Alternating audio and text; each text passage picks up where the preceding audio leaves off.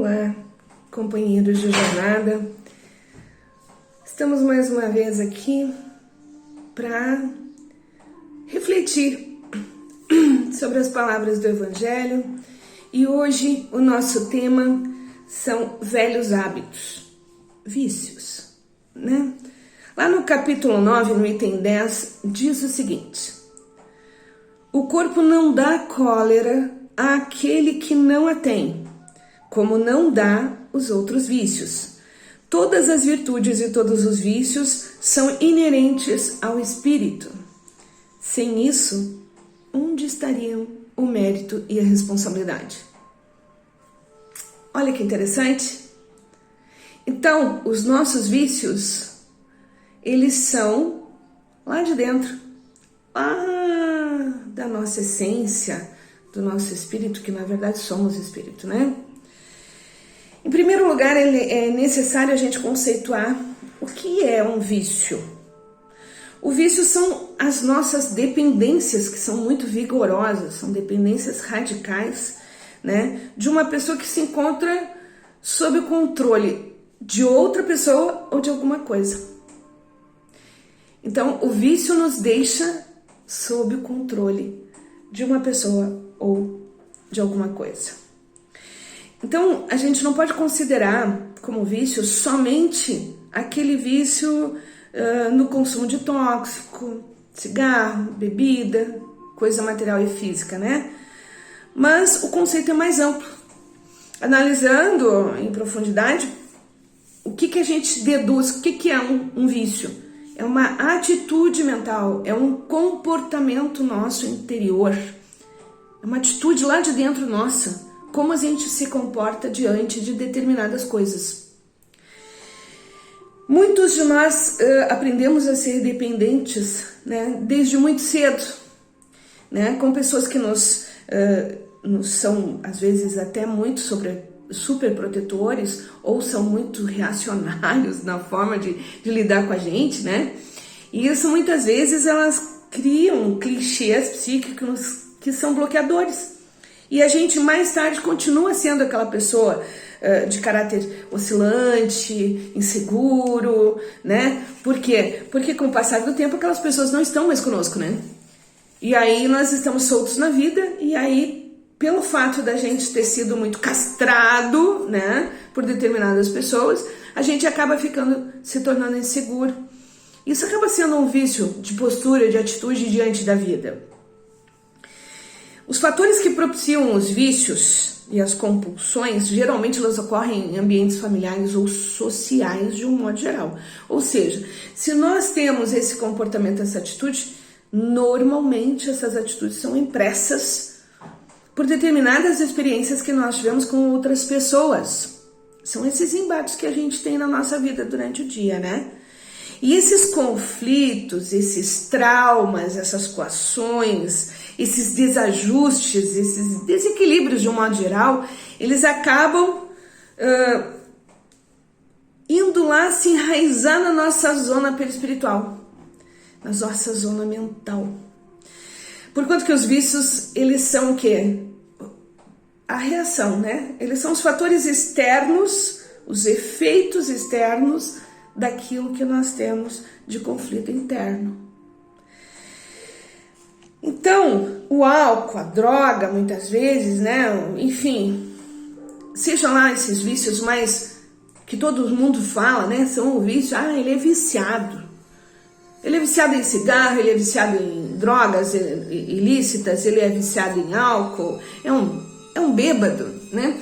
Isso aí nada mais é do que a resposta do conflito interior se manifestando.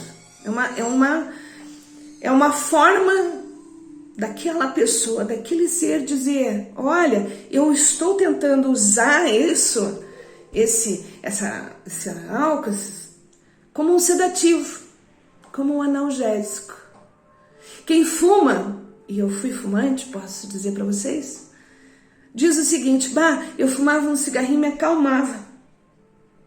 O cigarro é um analgésico, é o sedativo daquela ansiedade, daquela dor, daquela coisa, daquela sensação de impotência, que é uma coisa coisa que precisa ser trabalhada.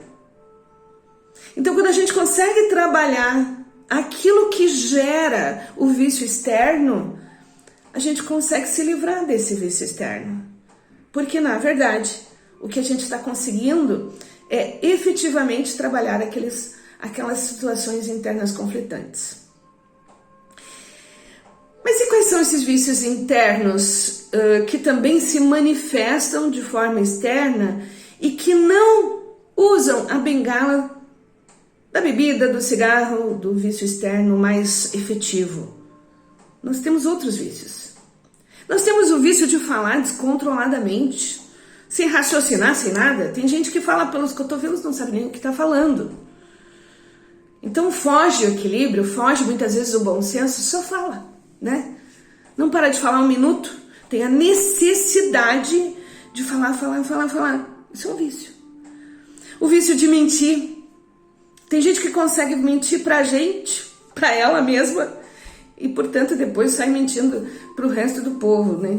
Isso é uma necessidade, é um vício também. Vício de nos acharmos sempre certos. Esse é um vício que é para suprir a nossa enorme insegurança de nos acharmos sempre incorretos, errados, fora de linha, fora da curva. Então a gente traz para fora da forma que não, eu estou sempre certo. E não aceita argumento e aquilo vira um pandemônio quando alguém diz não ou simplesmente argumenta conosco. Tem gente que tem o vício de gastar incondicionalmente. Sai pra rua, precisa gastar. Ela precisa comprar alguma coisa para se sentir suprida na sua necessidade, daquele vazio interior, né? Tem gente que tem o vício de trabalhar descontroladamente, workaholic que falam hoje, né? Ou seja, a pessoa foge da sua própria vida, foge dos seus relacionamentos, foge de encarar determinadas coisas que tem dentro de casa ou dentro da sua vida que não consegue lidar.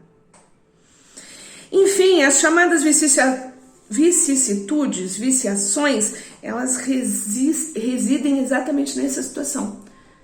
O medo, a incapacidade de alguma maneira de lidar com as suas próprias coisas, com a sua própria vida. Assumir o controle da sua própria vida e redefinir as coisas que precisam definir, né? Quaisquer que sejam os motivos e a origem dos nossos velhos hábitos, nós precisamos mudar isso. Nós precisamos, primeiro de tudo, indagar por quê, como, o que está acontecendo lá dentro? Qual é a forma que a gente tem de se relacionar com tudo isso? Como a gente vai resolver tudo isso? Muitas vezes a gente nem se perguntou: por que será que eu tenho determinado vício? Mas para começar, primeiro eu tenho que definir quais são os meus vícios. Eu tenho aquele vício mais externo, droga, bebida, né, fumo, enfim. Ou eu tenho aqueles vícios, ou também tenho aqueles vícios mais... alguns, como eu dei o exemplo aqui, né? Aqueles vícios que a gente tem de... né? Que são comportamentais, que são atitudes diante dos nossos companheiros, dos nossos amigos de jornada e também dentro do nosso ambiente. Então, quais os vícios que eu tenho? Então eu preciso definir quais são esses vícios. Para isso eu preciso fazer justamente uma indagação íntima. Eu preciso correr atrás dessa informação dentro de mim.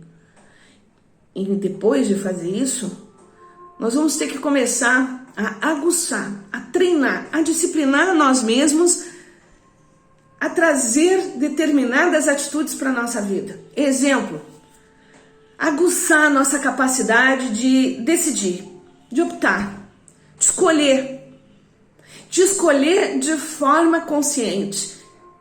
Escolher a partir de saber que vai ter uma reação, que vai ter uma consequência e que isso, independente da reação que tiver, eu vou estar em equilíbrio comigo e vou aceitar tranquilamente essas reações porque eu vou saber lidar com elas. Eu vou combater também a tendência do ser bonzinho e do ser agradável.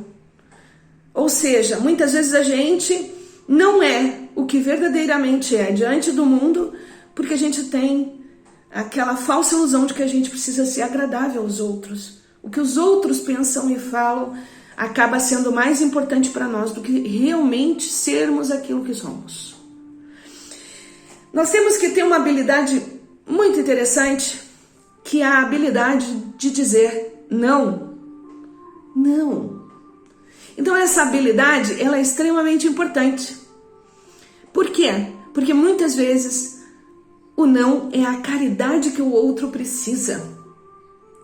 O nosso não define qual é a nossa limitação. Olha, eu cheguei no meu limite.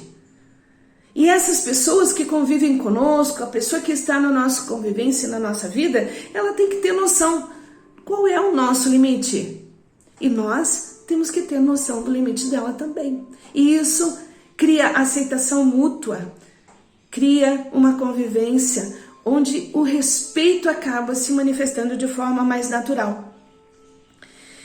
E aí, esse respeito, ele passa para a nossa vida criando um comportamento positivo. E nós vamos também treinar a nossa mente, a nossa vida interior com comportamentos mais positivos, ligados com a espiritualidade, no sentido de pedir ajuda para que esse comportamento positivo se torne energias positivas, energias do bem. Trazendo a facilidade de aceitar a vida como realmente ela é, não conseguimos mudar determinadas coisas e para isso precisamos da resignação. E também aquilo que podemos aceitar a mudar, que a gente possa ter essa força de mudar com equilíbrio, com muito senso, né? Com um senso de organização das coisas da nossa vida e principalmente o senso de aceitação em relação a nós mesmos.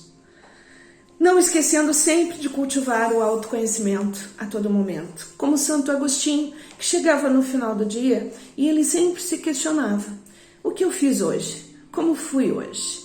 Eu fui bem? Eu consegui ser aquilo que Deus espera de mim? E é o que Deus espera. Que a gente consiga lidar com os nossos desequilíbrios, com os nossas tristezas, as nossas amarguras, mas sempre com muita verdade.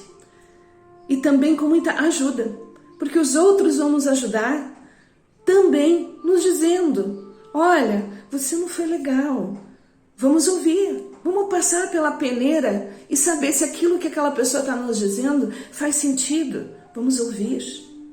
Vamos, através desses traços interiores que muitas vezes ainda nos são desconhecidos, vamos trabalhar com muito afinco, com muito amor a nós mesmos, com muita paciência conosco mesmo, e assim a gente vai trabalhando a nós mesmos, mudando a nós mesmos, para e depois a gente conseguir mudar o nosso ambiente. Tudo começa dentro de nós. Meditemos.